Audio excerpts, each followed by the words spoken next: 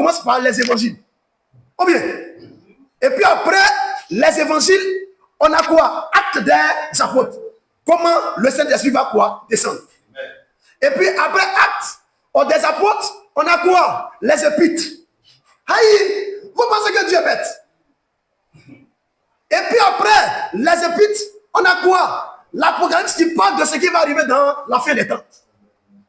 Donc la Bible est rangée de manière quoi? Chronologique. Et oui, c'est un ordre. Parce que Dieu est quoi? Un Dieu d'ordre. Amen. Dieu positionne l'évangile parce que Dieu sait que pour que quelqu'un puisse comprendre sa parole, il est impératif que cette personne passe par la voie de l'évangile pour naître de nouveau. Amen. Amen. Et après que ton âme soit née de nouveau, Dieu maintenant vient habiter dans ton cœur, dans ton âme, par son esprit.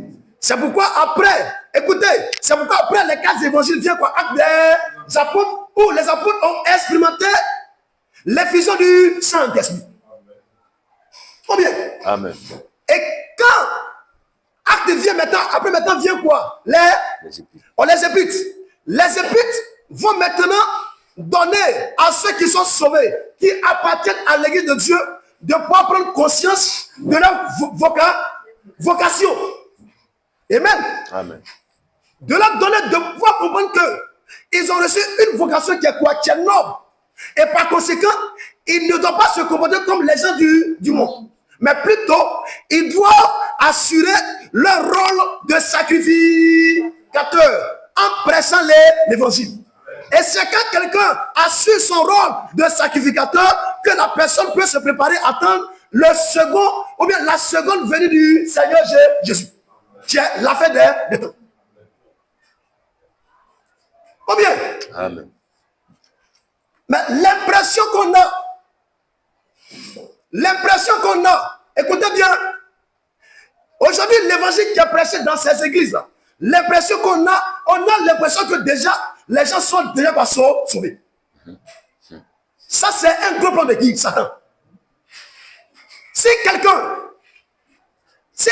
prêche l'évangile et que la personne ne met pas la différence entre le vrai évangile et le faux, c'est que la personne en question n'est pas encore sauvée. Amen.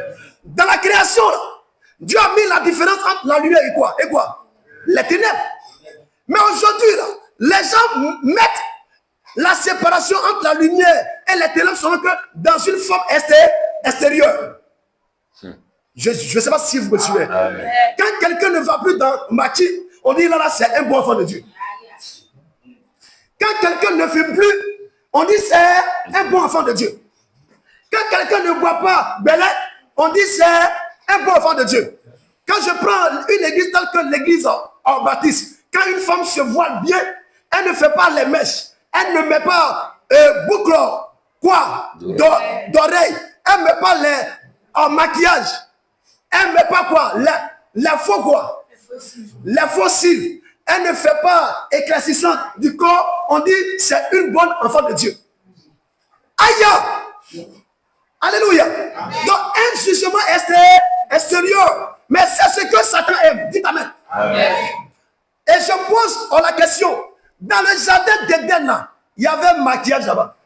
Frère. Dans le jardin d'Éden, il y avait peau de béret là-bas. Non, répondez. Et parce qu'aujourd'hui, sur les moteurs de recherche tels que TikTok, regarde, quand les gens pressent là, wow, vivez la sanctification. Vous savez ce qu'on appelle la sanctification? Amen.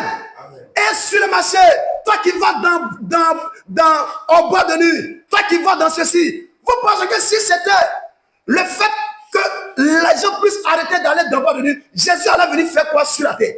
Parce qu'il y a des gens qui sont conscients qui ne vont pas dans le bois de nuit.